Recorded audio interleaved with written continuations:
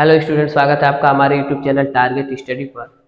आज हम आगे पढ़ने वाले हैं जो हम पिछले वीडियो में पढ़ रहे थे अम्ल क्षारक और लवण पढ़ रहे थे, उसके आगे पढ़ने वाले हैं। ठीक है ना। तो हमने अम्ल पढ़ लिया था कि अम्ल किसे कहते हैं, प्रबल अम्ल, ठीक है ना, दुर्बल अम्ल और अम्ल का भौतिक गुण, अम्ल का रासायनिक गुण, ये हमने पढ़ लिया था। ठीक है ना। यदि हम वो पहला वीडियो आपने नहीं देखा है तो जाकर उसको देख सकते हैं। ठीक है ना, डिस्क्रिप्शन में उसका लिंक दिया गया है। ठीक है ना, तो पहले उसको देख लीजिए, उसके बाद हम क्षारक पढ़ते हैं। ठीक है ना। तो अगला हमारा हेडिंग है क्षारक। ठीक है ना, अगला हेडिंग है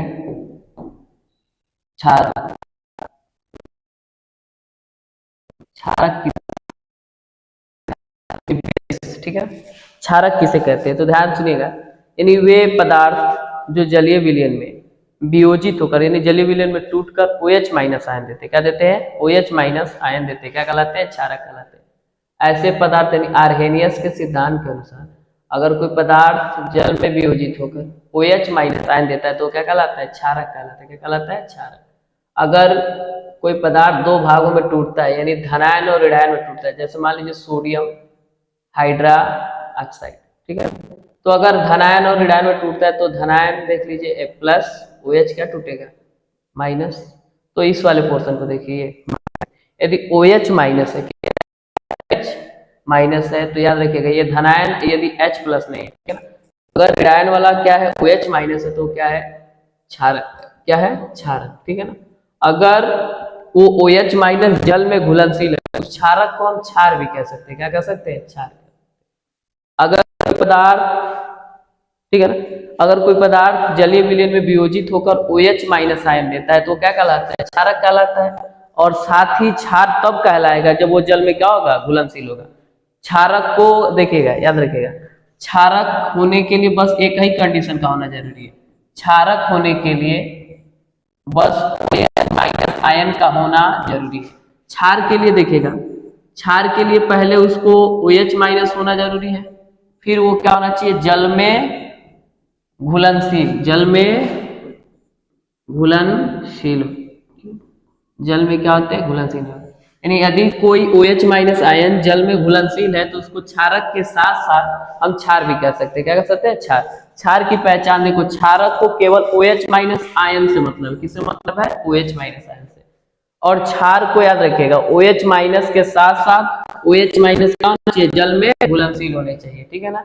यानी क्षारक जो होते हैं केवल OH माइनस से मतलब है, और क्षारक को OH माइनस के साथ साथ क्या होना, आपका क्या होना चाहिए, जल में क्या होना चाहिए, घुलनशील होने चाहिए। अर्थात जितने भी, याद रखिएगा, इंपॉर्टेंट बात है, नोट नोट कर लीजिएगा। ठीक है ना, कहीं लिख लीजिएगा।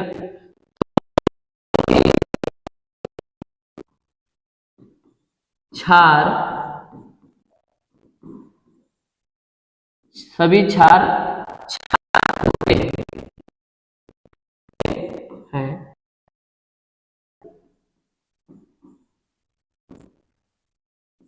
परंतु सभी क्षारक क्षार नहीं होते हैं। तो जर्नली हम हर जगह क्षारक लिख सकते हैं। ठीक है ना, क्षारक हम हर जगह लिख सकते हैं, जहां पर OH माइनस दिखेगा क्षारक लिख सकते हैं। ठीक है ना, मगर वो एक क्षार हर जगह नहीं लिख सकते। ठीक है ना, क्षार के लिए OH के साथ साथ जल में क्या होना चाहिए, घुलनशील होना चाहिए। अगर कहीं पर OH माइनस आयन दिखे तो आप वहां पर तुरंत क्षार लिख दीजिए। ठीक है ना, तुरंत क्षार लिख लीजिए, कोई दिक्कत नहीं होगा। अब मगर क्षार लिखने के लिए आपको पता करना पड़ेगा कि OH माइनस आयन क्या होना चाहिए, जल में क्या होना चाहिए, घुलनशील होना चाहिए। जल में यदि घुलनशील है तभी वो क्या है, क्षारक के साथ साथ क्या है, क्षार भी है। ठीक है ना, ते हो गया आपका, क्षारक किसे कहते हैं और क्षार। ठीक है ना, तो क्षारक जो होते हैं केवल क्षारक को OH माइनस आयन से मतलब है। यानी कहने का मतलब वे पदार्थ जो जलीय विलयन में वियोजित होकर OH माइनस आयन देते हैं क्या कहलाते हैं, क्षारक कहलाते हैं। क्या कहलाते हैं, क्षारक कहलाते हैं। वे पदार्थ जो जलीय विलयन में वियोजित होकर OH माइनस आयन देते हैं क्या कहलाते हैं, क्षारक कहलाते हैं। क्षार किसे कहते हैं, तो वे पदार्थ जो जलीय विलयन में, यानी कहने का मतलब जो जिसमें OH माइनस आयन क्या होता है, यानी जो OH माइनस आयन प्राप्त है वो जल में क्या होना चाहिए, घुलनशील होना चाहिए। जल में क्या होना चाहिए, घुलनशील होना चाहिए। यानी जो क्षारक जल में घुलनशील होते हैं उन्हें क्या कहा जाता है, क्षार कहा जाता है। ठीक है ना, तो याद रखिएगा क्षार किसे कहते हैं।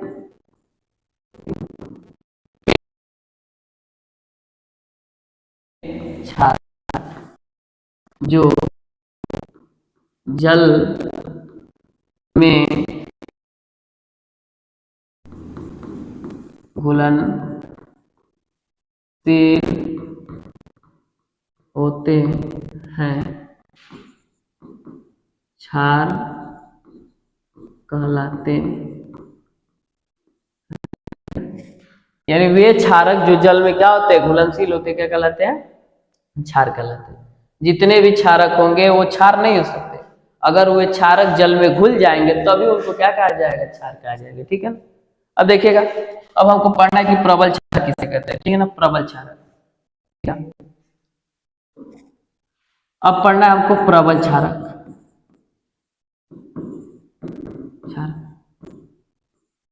तो पहले क्षारक का एग्जाम्पल देख सकते हैं, एग्जाम्पल यहाँ पर नोट कर सकते हैं।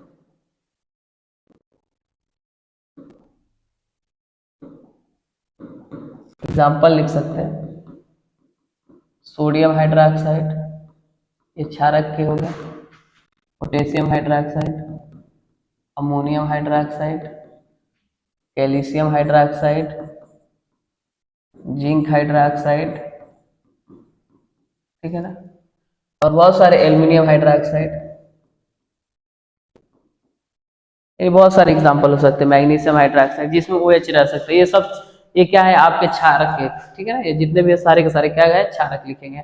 अब उनमें कुछ प्रबल क्षारक होंगे, कुछ दुर्बल क्षारक होंगे, कुछ प्रबल क्षारक होंगे और कुछ क्या होंगे, दुर्बल क्षारक होंगे। तो ही हम बात करने वाले कि प्रबल क्षारक और दुर्बल क्षारक। दुर्बल क्षारक यानी कहने का मतलब जितने भी क्षारक हैं, बारी से सबको जल में डाल दीजिए और जल में डालने पे जो जल्दी घुल जाएंगे वो क्या होंगे, प्रबल क्षारक। क्या होंगे, प्रबल क्षारक। यानी वे क्षारक जो जल में क्या होते हैं, घुलनशील होते हैं, एक तरह से वो क्या कहलाएंगे, प्रबल क्षारक। यानी जो जल्दी से आयनों में टूट जाए। यानी अगर मान लीजिए हमने सोडियम हाइड्रोक्साइड लिया है, सोडियम हाइड्रोक्साइड के जो अणुओं की संख्या हमारे पास 100 है, तो हमारे पास मालूम है कि एक सोडियम टूटेगा तो Na+OH-। तो एक अणु के अंदर एक OH- है, तो 100 लिए हैं, तो टूटने के बाद हमको 100 OH- आयन दिखे। यदि 100 OH- आयन जल के अंदर दिखे, किसके अंदर हो, जल के अंदर, यानी 100 मॉलिक्यूल्स लिए हैं, यानी 100 अणु लिए हैं और 100 OH- टूटने के बाद 100 टूट जाए तो क्या प्रबल है, क्या है, प्रबल है। और यदि मान लीजिए हमने ले लिया है, जैसे मान लो हमने ले लिया एल्युमिनियम हाइड्रोक्साइड, चाहे जिंक हाइड्रोक्साइड ले लिया, ठीक है ना, जिंक हाइड्रोक्साइड। तो जिंक हाइड्रोक्साइड ले लिए तो सबको मालूम है कि जिंक जो होता है एक इलेक्ट्रोड के भांति व्यवहार करता है। यानी एक इलेक्ट्रोड के भांति व्यवहार करेगा तो जो भी चीज अगर इलेक्ट्रोड वाले के साथ, यानी कहने मत कोई ठोस मेटल के साथ जुड़ा रहेगा तो क्या है आपका, एक तरह से क्या हो जाएगा, इलेक्ट्रोड के भांति जो व्यवहार करते हैं वहां पे जब जुड़ा रहेगा तो OH क्या है, दुर्बल क्षारक। तो याद रखिएगा, तो यहाँ पर क्या है, जब ये हमारे पास है तो अगर इसके 100 मॉलिक्यूल्स ले लिए जाए तो ये क्या करे, 100 लेने के बाद OH की संख्या जितना हम एक्सपेक्ट करना चाहते हैं मॉलिक्यूल्स को देखकर, उससे क्या, यानी अणुओं की संख्या देखकर हमको मालूम चले कि जितने अणु लिए हैं, जितने OH दिख रहा है, तो टूटने के बाद उतना OH दिखना चाहिए। ठीक है ना, यानी अगर एक मॉलिक्यूल के एक अणु के अंदर OH की संख्या 1 है, तो अगर 100 अणु उसके लिए है तो हमको 100 OH दिखने चाहिए, मगर ऐसा न हो 100 से क्या हो जाए, कम आए। यानी OH- आयनों की संख्या जिसमें कम होती है वो क्या होते हैं आपके, जिसमें OH- आयनों की संख्या कम होती है वो क्या होते हैं, दुर्बल क्षारक होते हैं। जिसमें OH- आयनों की संख्या क्या होती है, प्रबल क्षारक होती है। ठीक है, प्रबल क्षारक की पहचान होती है कि वे क्षारक जो जलीय विलयन में घुलकर यानी पूर्ण रूप से क्या हो जाते हैं, आयनों में टूट जाते हैं, क्या कहलाते हैं, प्रबल क्षारक कहलाते हैं। क्या कहलाते हैं, प्रबल क्षारक। वे क्षारक जो जलीय विलयन में पूर्ण रूप से टूट जाते हैं, पूर्ण रूप से आयनों में टूट जाते हैं, क्या कहलाते हैं, प्रबल क्षारक कहलाते हैं। क्या कहलाते हैं, ठीक है ना। यानी वे क्षारक जो जलीय विलयन में पूर्ण रूप से आयनों में क्या हो जाते हैं, वियोजित हो जाते हैं, OH- आयनों में टूट जाते हैं, प्रबल क्षारक कहलाते हैं। प्रबल क्षारक की पहचान है कि अगर मान लीजिए हम पीरियोडिक टेबल देखें, नहीं तो देखो अगर हम नहीं, अगर पढ़ना पड़ जाएगा, ठीक है ना, ऐसे होता है, ठीक है ना। हाइड्रोजन के लिए देखने में ऐसा होता है, यदि हमारे पास सोडियम पोटेशियम यानी यस ब्लॉक के फर्स्ट के साथ जुड़ा रहे, यानी इसके साथ जुड़ा रहेगा। यदि सोडियम, तो इधर सबको मालूम है कि इधर कौन से मिलते हैं, इधर क्या मिलता है आपको, ठीक है, इधर सब क्या मिलते हैं, क्षार धातु। क्या मिलते हैं, क्षार धातु, और क्षार धातु के साथ जब OH जुड़ा रहेगा तो याद रखिएगा वो कौन सा क्षारक होगा, प्रबल क्षारक होगा। क्या होगा, प्रबल क्षारक। जैसे हमने इधर क्या मिलता है, इधर देखने पर सोडियम मिलता है, तो ये क्षारक धातु है, तो ये क्षार धातु के क्षार धातु है, और क्षार धातु के साथ जब OH जुड़ा रहेगा तो क्या कहलाएगा, प्रबल क्षारक कहलाएगा। क्या कहलाएगा, प्रबल क्षारक। इसका क्या ले लें, पोटेशियम ले लें, और पोटेशियम के साथ जुड़ा है तो क्या हो जाएगा, ये भी क्या होगा, प्रबल क्षारक। यानी इसकी क्षारकता यानी क्या गुण, यानी इसका जो pH मान होगा वो क्या होगा, सबसे ज्यादा होगा यानी क्षारक में। अब आप देख लीजिए, अगर यही बात कीजिए कैल्शियम हाइड्रोक्साइड ले लीजिए, मैग्नीशियम जो होता है दुर्बल होता है, क्योंकि मैग्नीशियम को देखते हो इलेक्ट्रोड के भांति व्यवहार करता है। किसके भांति व्यवहार करता है, इलेक्ट्रोड, ठीक है ना। यानी कहने में तो पत्ती वो जैसे जल में हम मैग्नीशियम का एक टुकड़ा लेकर जल में डालते हैं तो धीरे धीरे धीरे धीरे धीरे घुलता है, ठीक है ना, ज्यादा समय लेता है घुलने में। तो जो जलीय विलयन में पूर्ण रूप से वियोजित होकर OH माइनस आयन देते हैं, यानी सरलता से घुल जाते हैं, जो जल्दी से घुल जाते हैं एक तरह से, ठीक है ना, तो क्या कहलाते हैं, प्रबल क्षारक कहलाते हैं। और प्रबल क्षारक के अंदर OH माइनस आयनों की संख्या क्या होती है, अधिकतम होती है। क्या होती है, अधिकतम। जिसमें OH माइनस आयनों की संख्या अधिकतम होती है वो क्या कहलाते हैं, प्रबल क्षारक कहलाते हैं। जिसमें OH माइनस आयनों की संख्या क्या होती है, कम होती है, वो क्या कहलाते हैं, दुर्बल क्षारक कहलाते हैं, ठीक है ना। और प्रबल क्षारक की पहचान होगी, अगर S ब्लॉक के तत्वों के साथ जुड़ा रहेगा तो आपका जाहिर से S ब्लॉक के तत्वों के साथ जुड़ा रहेगा, और S ब्लॉक के तत्व किस नाम से जाने जाते हैं, क्षार धातु। क्षार धातु मृदा धातु, ठीक है ना। तो क्षार धातु के साथ यदि OH जुड़ा रहेगा तो क्या कहलाएगा, प्रबल क्षारक कहलाएगा। क्या कहलाएगा, प्रबल क्षारक कहलाएगा, ठीक है ना। अब देखिए आप, अगर पीरियोडिक टेबल में P ब्लॉक के तत्वों के साथ जुड़ा है, चाहे D ब्लॉक के तत्वों के साथ जुड़ा है, तो कौन सा होता है, दुर्बल क्षारक, ठीक है ना। तो एग्जाम्पल हम यहाँ पे लिख दे रहे हैं, इसका हम एग्जाम्पल लिख दे रहे हैं, sodium hydra oxide, potassium hydra oxide, calcium hydra oxide, बहुत सारे हो सकते हैं etc। दुर्बल क्षारक की बात करें तो दुर्बल क्षारक में याद रखिएगा, जिस विलयन के अंदर OH माइनस आयनों की संख्या क्या होती है, न्यूनतम होती है। न्यूनतम का मतलब कम होता है। जितना मॉलिक्यूल्स हैं, जितने मॉलिक्यूल्स देखे जा रहे हैं उनसे क्या आयनों की संख्या क्या है, कम है। यानी हमने 100 मॉलिक्यूल्स डाल दिए और 100 मॉलिक्यूल्स के बाद रिजल्ट हमारा क्या मिला, OH माइनस आयनों की संख्या हम एक्सपेक्ट करना चाहते हैं कि अधिकतम मिले, मगर न्यूनतम मिल रहा है, 60-40 मिल रहा है, तो क्या है, दुर्बल क्षारक है। यानी वे पदार्थ जो जलीय विलयन में, यानी वे क्षारक जो जलीय विलयन में पूर्ण रूप से OH माइनस आयनों में वियोजित नहीं होते, यानी OH माइनस आयनों में टूटते नहीं। जितना हम लिए हैं उतने मॉलिक्यूल्स जल में क्या होते हैं, वियोजित नहीं होते, पूर्ण रूप से आयनों में नहीं टूटते हैं, क्या कहलाते हैं, दुर्बल क्षारक कहलाते हैं। इनकी पहचान होती है कि ये generally P block D block के साथ जब OH जुड़ा रहेगा, जैसे मान लीजिए जिंक हाइड्रोक्साइड, जिंक हाइड्रोक्साइड और हाइड्रोक्साइड, और यहाँ पे देख लीजिएगा ammonium hydra oxide, aluminium hydroxide,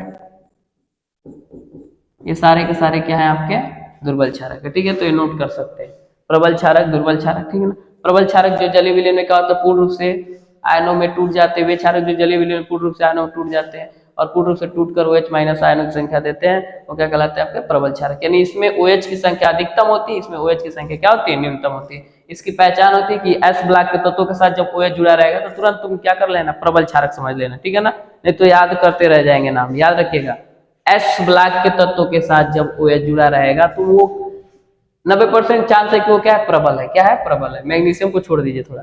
अगर वही दुर्बल क्षारक की पहचान है, यदि P ब्लॉक के तत्व उसमें योगदान कर रहे हैं और OH के साथ जुड़ा है तो याद रखिएगा वो क्या होगा, दुर्बल क्षारक होगा। क्या होगा, दुर्बल क्षारक होगा। अगर P ब्लॉक का तत्व है और OH के साथ जुड़ा है तो चाहे P हो चाहे D हो, ठीक है ना। तो देखिए D ब्लॉक का OH के साथ जुड़ा है तो देखो दुर्बल में आ रहा है, ये भी D ब्लॉक का है, देखो यहाँ पे दुर्बल में आ रहा है। ये देखो ये N सोडियम, ये देखो ये तो हाइड्रोजन का तो कोई इधर का भी होता है उधर का भी होता है। तो नाइट्रोजन P ब्लॉक का है OH, एल्युमिनियम भी क्या होता है, P ब्लॉक का तत्व होता है। तो P ब्लॉक के साथ जुड़ा है तो क्या है, आपका दुर्बल। तो इस बात को याद रखिएगा, ऐसे हम ट्रिक के जरिए याद रखते हैं कि S के साथ जुड़ा है तो क्या हो जाएगा, प्रबल, और P और D के साथ जुड़ा है तो क्या हो जाएगा, दुर्बल हो जाएगा, ठीक है। अब आगे देखते हैं इनके भौतिक गुण। भौतिक गुण देखा जाए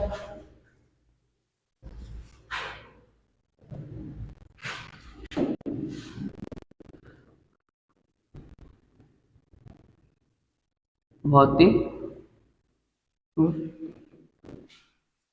सबको मालूम है कि ये तीखे कड़वे, स्वाद में ये क्या होता है, तीखे और कड़वे होते हैं। अम्ल जो होता है, देखो अम्ल जो था वो नीले लिटमस पेपर को लाल कर देता है, ये लाल लिटमस पेपर को क्या कर देता है, नीला कर देता है। ये देखिए पहला अगर गुण की बात की जाए तो स्वाद में तीखे और कड़वे होते हैं, स्वाद में तीखे और कड़वे होते हैं। दूसरे में बात की जाए तो यह लाल लिटमस पेपर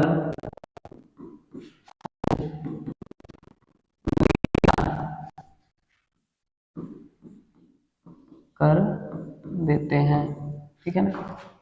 तीसरी बात की जाए, ये जलीय विलयन में घुलकर OH माइनस आयन देते हैं। क्या करते हैं, OH माइनस। यह जलीय विलयन में घुलकर टूटकर घुलकर OH माइनस आयन देते हैं, ठीक है ना। ये 2-3 पॉइंट दो ही पूछता है ज्यादातर, ठीक है ना। दो पूछता है, 2 भौतिक गुण 2 रासायनिक गुण, ठीक है ना। तो बस ये 3 पॉइंट आप नोट कर लीजिएगा, ठीक है ना। उसके बाद आगे देखा जाए, आगे हम पढ़ेंगे, आगे हम पढ़ते हैं रासायनिक गुण। क्या पढ़ेंगे,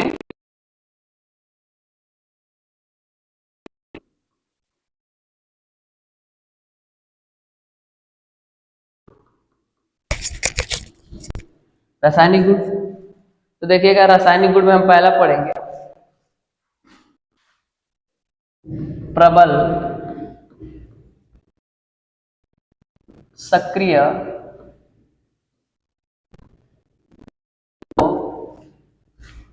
से अभिक्रिया,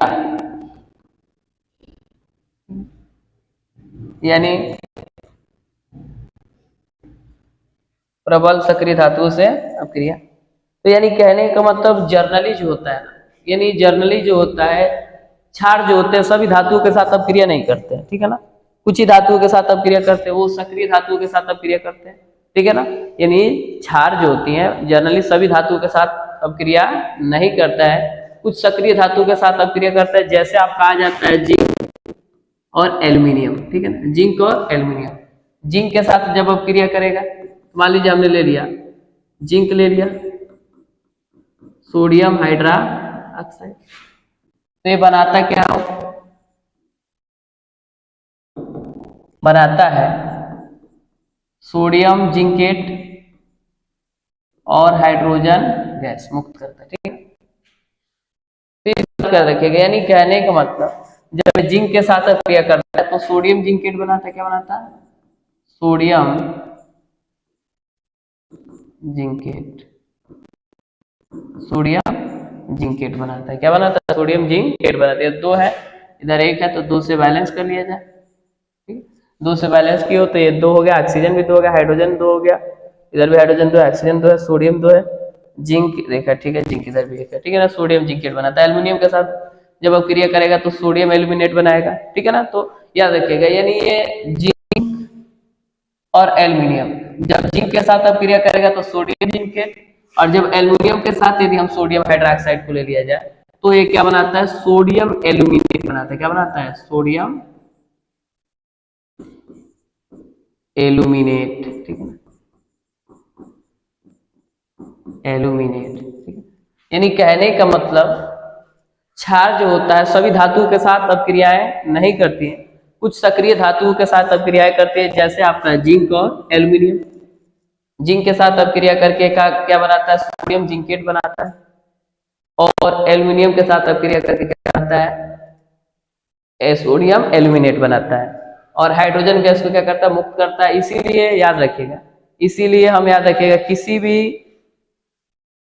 सक्रिय धातु के अंदर, किसी भी सक्रिय धातु के अंदर यानी धातु के पात्र में हम किसी भी क्षार को नहीं रखते हैं, ठीक है ना। किसी सक्रिय धातु के पात्र यानी एक तरह से देखो क्षार को, इस यही रीजन है, यानी इसी कारण से, इसी कारण, इसी कारण से हम धातु के पात्र में क्षारकों को नहीं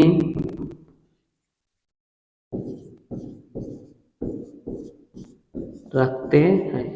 यानी यही कारण है, अगर हम क्षारकों को सक्रिय धातुओं के पात्र में रखने लगे तो क्या निकालने लगेगा, हाइड्रोजन गैस को मुक्त करने लगेगा। कुछ समय बाद उसका यानी वो पात्र का क्या हो जाएगा, फिगर खराब हो, यानी पात्र क्या हो जाएगा, खराब हो जाएगा। ठीक है ना। तो इसीलिए हम सक्रिय धातुओं में याद रखिए किसी भी क्षारक को नहीं रखते हैं। याद रखिएगा सक्रिय धातु से अपक्रिया कर लेगा और हाइड्रोजन गैस को निकालेगा, यही रीजन होता है। तो आपसे पूछा जाए कि क्यों हम क्षारकों को सक्रिय धातु के पात्र में नहीं रखते, तो सक्रिय धातु के साथ अपक्रिया करके क्या करती है, हाइड्रोजन गैस को क्या करती है, मुक्त करती है, जिसके कारण हम धातु के पात्र में नहीं रखते हैं। ठीक है ना। तो अगला था अगला देखा जाए रिएक्शन। अगला क्या है, अगला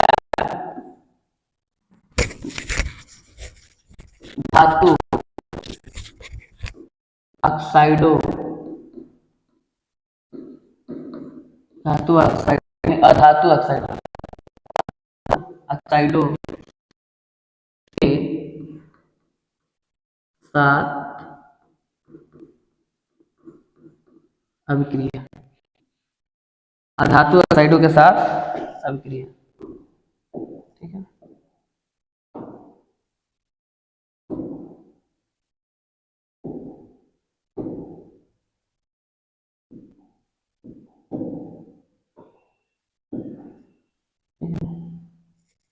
तो अधातु ऑक्साइडों के साथ अभिक्रिया,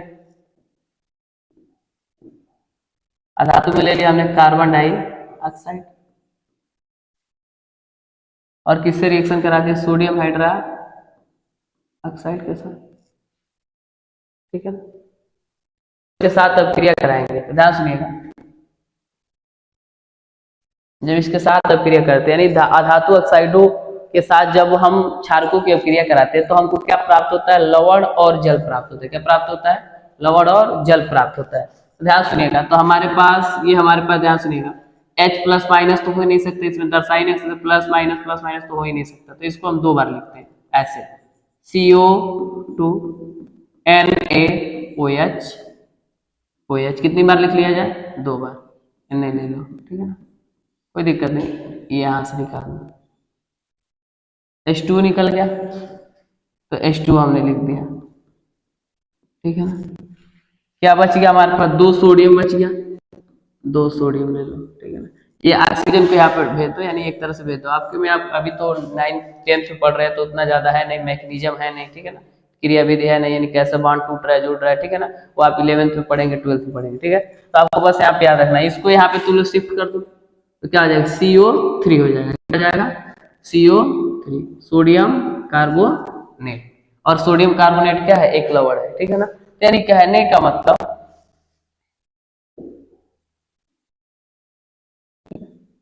यानी अधातु ऑक्साइड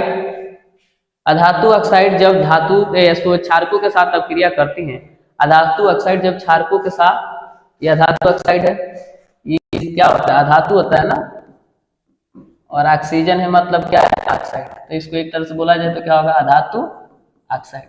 अधातु ऑक्साइड जब क्षारकों के साथ अपक्रिया करती है तो क्या बनता है, लवण, और क्या बनता है, जल। तो जाहिर सी बात है लवण और जल बनने का रीजन तभी होता है कि जब अम्ल और क्षार आपस में अपक्रिया करते हैं तो लवण और क्या बनता है, जल। तो ये देखिएगा, ये लवण है, नाम तो सोडियम कार्बोनेट है, ये क्या है, जल है, तो ये क्षार है। तो बताइएगा, ये जाहिर सी बात है जो अधातु ऑक्साइड होगा वो किस प्रकृति का होगा, अम्लीय प्रकृति का होगा। किस प्रकृति का होगा, अम्लीय प्रकृति। यानी कहने मतलब ये अपक्रिया जो होती है अधातु की अम्लीयता प्रकृति को क्या करती है, दर्शाती है। यानी वो धातु जो अधातु ऑक्साइड लिए वो कितना अम्लीय है। ठीक है ना। यानी ये पीएच में यदि ये ज्यादा अम्लीय शो कर रहा है और ये प्रबल क्षार ले लिए, ठीक है ना, तो प्रबल क्षार ले लिए, ये अम्लीय है। यानी कहने मतलब अगर इसका पीएच मान अम्ल के टाइप का आ रहा है तो मतलब वो अधातु ऑक्साइड ज्यादा अम्लीय है।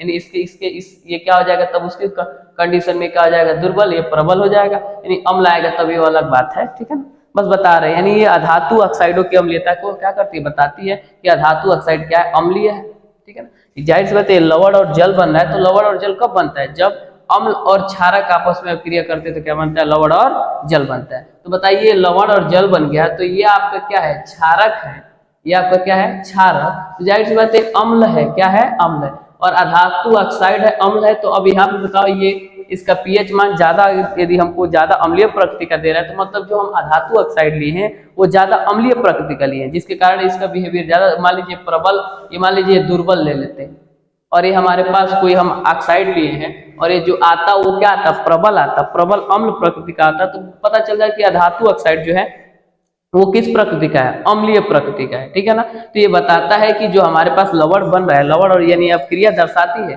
कि अधातु ऑक्साइड किस प्रकृति का है। ठीक है ना। तो लवण को हम बताएंगे कि लवण को कैसे पहचानेंगे कि वो अम्लीय प्रकृति का है, कि क्षारीय प्रकृति का है, कि उदासीन प्रकृति का है। ठीक है। तो जब लवण पढ़ाएंगे तो वहां पर आपको बताएंगे। तो बस याद रखिएगा कि अधातु ऑक्साइड जो होता है अम्लों क्षारकों के साथ अक्रिया करता है तो लवण और जल बनाता है, और यह क्रिया अधातु ऑक्साइडों की अम्लीयता को बताती है कि वो अधातु ऑक्साइड कितना अम्लीय है। ठीक है ना। अब आगे देखिए, अब अगला हम पढ़ते हैं इसी में, अगला हम पढ़ते हैं कि इनका हम अब क्रिया क्या कराते हैं, अम्लों से कराते हैं। ठीक है ना। तो हमने ले लिया HCl,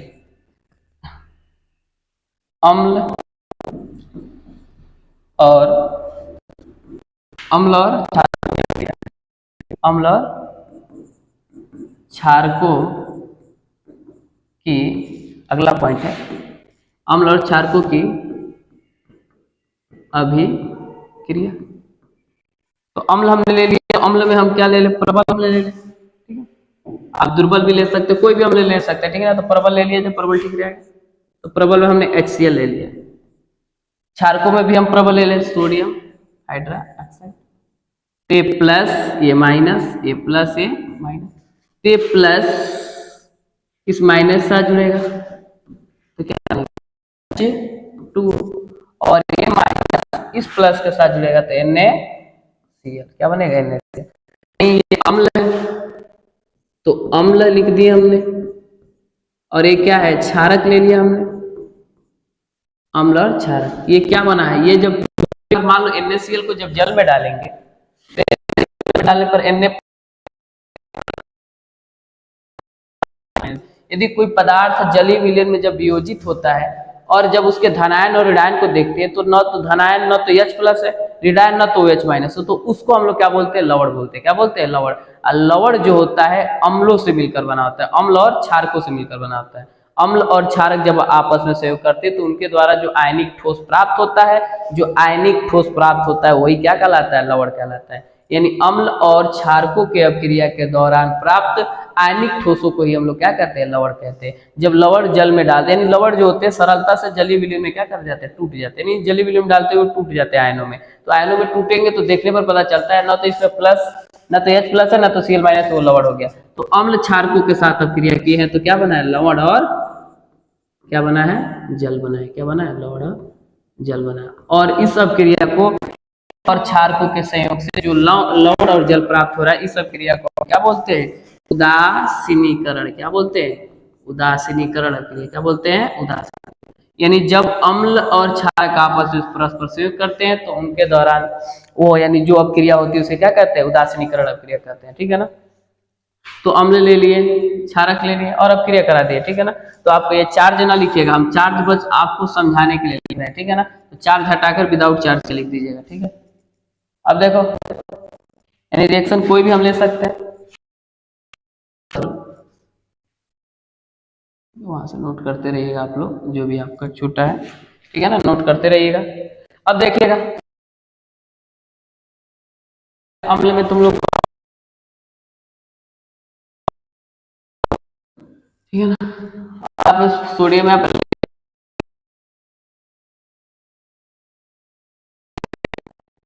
जिंक हाइड्रोक्साइड। तो ध्यान से देखिए, ये हमने जिंक ले लिया। ठीक है। यहाँ पर देखिए ये प्लस माइनस, ठीक है, ऐसे मालूम होना चाहिए। तो सबको साथ जुड़ने वाला है -7, H प्लस, ये दो मत देखना। ठीक है ना। ये किसके साथ जुड़ने वाला, OH के साथ, तो H और OH मिलकर क्या बनता है, H2। बाद में हम बैलेंस करेंगे, ठीक है, किसके साथ जुड़ने वाला है, लिखिए और SO4 लिखिए। तो क्या यही लिखा जाएगा कि कुछ और लिखा जाएगा, तो इसका चार्ज देखिए, Zn2 प्लस SO4 2 माइनस, तो ये देखिए दोनों का चार्ज सिमिलर है, तो चार्ज से चार्ज कट जाएगा, तो ZnSO4 हो जाएगा, तो ZnSO4 हो जाएगा, ठीक है। अब बताए यहाँ पे देख सकते हो 2 है, यहाँ पे देख सकते हो 2 ऑक्सीजन 2 है, तो इधर देखो 4 ऑक्सीजन देख लो, हाइड्रोजन कितना है 2 यहाँ पर 2 यहाँ पर 4 है, ऑक्सीजन कितना है 1 1 2, तो 2 से गुणा कर दिए 2 हो गया, और ऑक्सीजन यहाँ पे 4 है तो 4 यहाँ पर, यानी ऑक्सीजन बैलेंस सारा बैलेंस हो गया। यानी अब क्रिया आप देख सकते हैं इस वाले का क्रिया, ठीक है ना।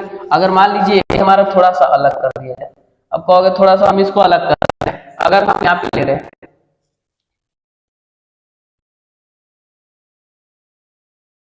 ताकि आपको कंफ्यूजन ना बने, ध्यान सुनिएगा, पोटेशियम तो प्लस इस माइनस साथ जुड़ने वाला सबको मालूम है कि क्या बनेगा, H2 बनेगा, H2 बनेगा, ठीक है ना, H2 बनेगा।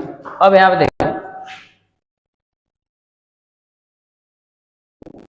अब बताओ ये देखो ये प्लस माइनस प्लस ये माइनस, ये क्या कहते हैं, ये माइनस हो गया प्लस हो गया, तो ये प्लस इसके साथ जुड़ेगा, तो K किसके साथ, SO4 के साथ, तो मालूम है कि K पर +1 होता है, इस पे -2, तो 2 इधर आएगा, 1 इधर जाएगा, तो 1 से कोई फर्क नहीं पड़ेगा। यानी इसकी रासायनिक अभिक्रिया कैसे होगी, H2SO4 किससे रिएक्ट कर गया, KOH से, तो हमारे पास बना है क्या, K2SO4 और H2। तो याद रखिएगा चार्ज के हिसाब से सूत्र लिखे जाते हैं, इस पे +1 था, इस पे -2, तो 2 इधर आया है 1 इधर गया, ठीक है ना। तो हम ये नहीं कि इधर पोटेशियम 1 है तो पोटेशियम को KSO4 के साथ जोड़ दिए हो गया, ऐसा नहीं होता, ठीक है ना। क्या करना है, चार्ज के हिसाब से इस पे -2 इस पे +1, तो दोनों का चार्ज देख लीजिए और ऐसे ऐसे क्रॉस कर दीजिए। सूत्र जब भी लिखेंगे तो ऐसे यूज करेंगे। उसके बाद हम लास्ट में क्या करते हैं, बैलेंस ही करते हैं, ठीक है ना। अब बैलेंस ही करेंगे, जिधर कितना किधर कितने है तो उस हिसाब से हम बैलेंस ही करते हैं। मान लीजिए पोटेशियम 2 है, इधर पोटेशियम 1 है, तो कितने से गुणा कर दो, 2 से गुणा कर दो। जैसे ही पोटेशियम को 2 किए, देखो यहाँ पे ऑक्सीजन कितना हो गया 2, 4 तो 6 हो गया, तो 4 है, मगर यहाँ पे अगर 2 से गुणा करते 6 नहीं हो जाएगा, तो 6 हो गया। हाइड्रोजन देखो 4 हो गया, और हाइड्रोजन इधर कितना है 2 यहाँ पर, 2 से गुणा किए तो 2 यहाँ पे, तो 2 और 2 मिलके 4 बैलेंस हो गया, ठीक है ना। तो लास्ट में हम बैलेंस करते हैं। देखो जब भी हम करेंगे तो प्लस माइनस लिख दीजिएगा, दोनों का चार्ज देख लीजिएगा, दोनों का चार्ज अगर सिमिलर है, एक जैसा है, तो क्रॉस करने की जरूरत नहीं, ठीक है ना। अगर दोनों का चार्ज अलग अलग है तो इसको इसके चार्ज को इसके पास, इसके चार्ज को इसके पास, ठीक है ना, ऐसे कर देंगे। अब अगला रिएक्शन है, अगला रिएक्शन है कि हमारे पास जब हमारे पास क्या कहते हैं, कुछ धातुओं को कुछ में यानी क्षारकों को जब हम गर्म करते हैं तो क्या करते हैं, धातु ऑक्साइड बनाती है, क्या बनाती है, धातु ऑक्साइड बनाती है, और जल को निर्मुक्त करते निकाल जल निकालते हैं, धातु हाइड्रा Mg। जब हम लोग गर्म करते हैं, क्या करते हैं, गर्म करेंगे धातु हाइड्रोक्साइड को, मैग्नीशियम हाइड्रोक्साइड यानी क्षारीय हाइड्रोक्साइड को जब गर्म करेंगे, यानी मैग्नीशियम हाइड्रोक्साइड को जब गर्म करते हैं तो इसको ऐसा लिखते हैं, इसमें से क्या निकल जाता है, जल, क्या निकल जाता है, जल, और क्या हो HMgO मिल जाता है, यानी मैं धातु, यानी कहने मतलब धातु हाइड्रोक्साइड है, चाहे क्या बोल सकते हो, क्षारक बोल सकते हो। ये क्या है, धातु है, ऑक्सीजन मतलब ऑक्साइड है, ये क्या है, जल। यानी कहने का मतलब ऐसे समझ, ऐसे निकाल दीजिए, जल जब निकल जाएगा तो क्या बचेगा, MgO मिलेगा, ठीक है। तो MgO ये मत सोच लेना सर MgO यहाँ पे दिख रहा है तो ऐसे लिखे, नहीं, MgO के साथ जुड़ा है, मतलब देख सकते हो MgO, इस पे +2 इस पे -2, 2 से 2 कैंसिल होता है, MgO खुद बन रहा है, ठीक है, तब ऐसा लिखे। अगर दोनों का चार्ज अलग अलग होता तो हम ऐसे क्रॉस कर जाते, ठीक है ना। तो दोनों का सिमिलर चार्ज था तो आसान हो गया, ठीक है ना। कहीं कहीं की आपको चार्ज सिमिलर मिल जाता है तो आसान रह जाता है, दोनों को जोड़ दिया जाता है, तो तुम लोग समझते हो कि जोड़ के लिखा जा रहा है, जोड़ के नहीं लिखा जाता है, चार्ज के हिसाब से जो भी सूत्र लिखते हैं चार्ज के हिसाब से लिखते हैं, ठीक है ना। यदि आपको सूत्र लिखना नहीं आता है, ठीक है ना, तो हमने एक आपको यानी अगर आपको सूत्र लिखने नहीं आता है तो हमने एक वीडियो बनाया इस पे कि कैसे सूत्र लिखा जाए। जैसे मान लीजिए हमको लिखना है मैग्नीशियम क्लोराइड, क्या लिखना है, मैग्नीशियम। देखिए अगर जिसका केमिस्ट्री बिल्कुल कमजोर है, ठीक है, जैसे मान लीजिए मैग्नीशियम क्लोराइड लिखना है, क्लोराइड, तो मैग्नीशियम को होता है Mg, चार्ज होता है 2, Cl का क्लोराइड का होता है Cl-1, तो 1 इधर आएगा 2 इधर आएगा, तो 1 लिखने की जरूरत नहीं, 2 लिखेंगे तो MgCl2, ठीक है ना। यदि आपको ये सब लिखने नहीं आता, ध्यान रखिएगा ये बहुत जरूरी है, ये लिखना नाम लिखने जरूरी आना चाहिए, तभी आप लोगों को केमिस्ट्री आसान लगेगा, नहीं तो पढ़ते रह जाओगे, रटते रह जाओगे, इतने ज्यादा नाम है कि कितना नाम रटोगे, ठीक है ना। तो आप क्या करिएगा, अगर इसको अच्छे से समझना है तो डिस्क्रिप्शन में इसका लिंक दिया गया, वहां से जाकर पहले इस वीडियो को देख लीजिए, और आप इसका पहला लेक्चर भी देखिएगा अम्ल, ठीक है ना, अम्ल का भौतिक गुण, रासायनिक गुण, ठीक है ना। अब आप देखिएगा इसका जब उपयोग की बात की जाए, क्षारकों का उपयोग, तो क्षारकों का उपयोग बात की जाए तो वस्त्र बनाने में, चमड़ा उद्योगों में होता है, ठीक है ना, बहुत जगह होता है इसका यूज, ठीक है, चमड़ा उद्योगों में होता है, वस्त्र बनाने में होता है, दांत के सफाई करने के हेतु आता है, ठीक है।